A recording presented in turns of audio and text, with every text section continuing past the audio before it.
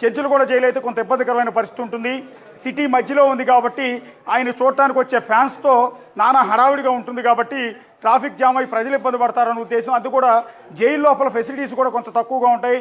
జైల్లో ఖైదీలు కూడా చాలా ఎక్కువ మంది ఉంటారు. విశాలమైన ప్రాంగణం కూడా తక్కువ చెంచులగూడ జైలు అయితే. అందువల్ల భద్రతా కారణాలు కావచ్చు, ఫ్యాన్స్ హడావుడి కావచ్చు, వేరు కారణాలతో చెర్లపల్లి జైలుకి తరలించే అవకాశం ఉంటుంది. చెర్లపల్లి జైలు అయితే అవుట్స్కట్స్లో ఉంటుంది. జైలు విశాలమైన ప్రాంగణం ఉంటుంది. సో వీటన్నిటి నేపథ్యంలో అల్లు అర్జున్ అక్కడ పెట్టినా కూడా ఇబ్బంది లేకుండా ఉంటుందన్న కారణంతో అల్లు అర్జున్ చెర్లపల్లి జైలుకి తరలిస్తారు అని శ్రీనివాసరెడ్డి గారు అయితే చెప్తున్నారు. సో మరి కాసేపట్లో నాంపల్లి కోర్టు ఏ డెసిషన్ తీసుకుంటుంది ఏంటనేది చూడాల్సి ఉంటుంది. అల్లు అర్జున్ అరెస్ట్ అయిపోయారు. సో రిమాండ్ అనేది ఖచ్చితంగా జరగబోతోంది. రిమాండ్కి వెళ్ళబోతున్నారు, జైలుకి వెళ్ళబోతున్నారు. ఆ జైలు చెంచులగూడ జైలా, చెర్లపల్లి జైలా అన్నది చూడాల్సి ఉంటుంది. చిక్కడపల్లి పోలీస్ స్టేషన్ నుంచి వెనుక గేట్లోంచి ఆయన గాంధీ హాస్పిటల్కి తరలించినట్టుగా మనకి సమాచారం తెలుస్తుంది. ప్రస్తుతం చిక్కడపల్లి పోలీస్ స్టేషన్ లోపల అల్లు అరవింద్ ఉన్నారు, అల్లు అర్జున్ మామ చంద్రశేఖర్ కూడా ప్రస్తుతం అక్కడే ఉన్నారు. సో వాళ్ళైతే ఇంకా ఈ గేట్లోంచి బయటికి రాలేదు. ఒకవేళ అల్లు అర్జున్ వెళ్ళిన కారులోనే వాళ్ళు కూడా వెళ్ళారా, లేకపోతే వైద్య పరీక్షల కోసం కుటుంబ సభ్యులను అయితే సాధారణంగా అనుమతించరు. సో వీళ్ళు బయటకు వచ్చి ఒకవేళ పోలీస్ స్టేషన్ లోపలే ఉంటే బయటకు వచ్చి ఏం చెప్తారు ఏంటనే చూడాల్సి ఉంటుంది. అల్లు అర్జున్ అరెస్ట్ కావటం తెలుగు రాష్ట్రాల్లో ఒక సంచలనం అవుతుంది, భారతదేశంలోనే ఒక సంచలనం అవుతుంది. సంచలనం అన్నాం కదా అని తప్పు అని కాదు అక్కడ ఉద్దేశం. తెలంగాణ పోలీసులకి చాలామంది హ్యాట్స్ ఆఫ్ చెప్తూ ఉన్నారు. పర్టికులర్గా సివి ఆనంద్కి హ్యాట్స్ ఆఫ్ చెబుతూ చాలామంది ట్వీట్లు చేస్తున్నారు, పోస్టులు పెడుతూ ఉన్నారు.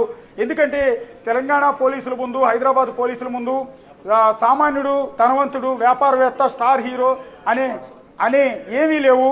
అందరూ సమానమే. చట్టం ముందు అందరూ సమానమే. చట్టం అందరికీ ఈక్వలే. సామాన్యుడైనా, అది కూలి పని చేసుకునే వ్యక్తి అయినా, కోటీశ్వరుడైనా, స్టార్ హీరో అయినా, సెలబ్రిటీ అయినా, పొలిటీషియన్ అయినా అందరికీ చట్టం వర్తిస్తుంది. వాళ్ళ మీద కేసు నమోదైనప్పుడు ఖచ్చితంగా వాళ్ళని అరెస్ట్ చేసి తీర్తామని ఇది రుజువు చేశారు. సో ఇప్పుడు ఈ హైకోర్టులో అల్లు అర్జున్ క్వాష్ పిటిషన్ పైన లంచ్ మోషన్ విచారణ జరపాలి అని జస్టిస్ జవ్వాడి శ్రీదేవి కోర్టులో మెన్షన్ చేశారు. అల్లు అర్జున్ తరపు న్యాయవాదులు నిరంజన్ రెడ్డి, అశోక్ రెడ్డి.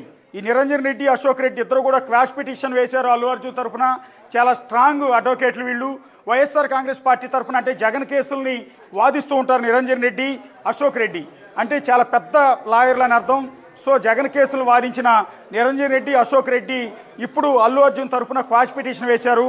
అది సోమవారం వరకు అరెస్టు చేయకుండా ఆర్డర్స్ ఇవ్వాలి అని అల్లు అర్జున్ తరపు న్యాయవాదులు నిరంజన్ రెడ్డి, అశోక్ రెడ్డి న్యాయమూర్తిని కోరుతూ ఉన్నారు. సో హైకోర్టు న్యాయమూర్తి జవ్వాడి శ్రీదేవి, ఈ స్పెషల్ కోర్టు న్యాయమూర్తి ఏ డెసిషన్ తీసుకుంటారు అల్లు అర్జున్కి సంబంధించి? క్వాష్ పిటిషన్ అంటే దాని అర్థం ఏంటంటే అసలు ఈ కేసుకి మాకు ఏ సంబంధం లేదు, చనిపోయిన రేవతికి మాకు సంబంధం లేదు, తొక్కిసలాటకి మాకు సంబంధం లేదు, ఇందులో అసలు మేము ఇన్వాల్వ్మెంటే లేదు, మమ్మల్ని తప్పించండి అని వేసేదే క్వాష్ పిటిషన్.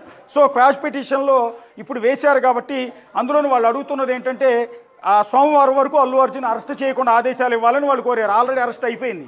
సో పోలీసులను అడిగి మధ్యాహ్నం 2:30కి చెప్తానని అడిషనల్ పబ్లిక్ ప్రాసిక్యూటర్ చెప్పడం జరిగింది. సో దీంతో హైకోర్టులో క్వాష్ పిటిషన్ అనేది వాయిదా పడింది. ఎందుకంటే అల్లు అర్జున్ తరపు న్యాయవాదులు ఇంతకుముందు నేను చెప్పాను